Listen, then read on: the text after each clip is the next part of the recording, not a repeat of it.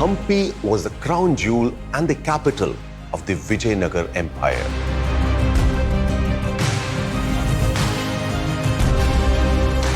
One of India's richest and most powerful kingdoms that reigned supreme from the 14th to the 16th century AD.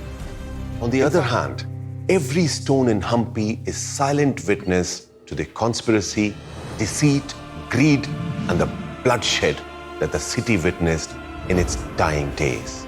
An incident that will be remembered as one of the most shameful examples of atrocity and vandalism in human history. Let's explore.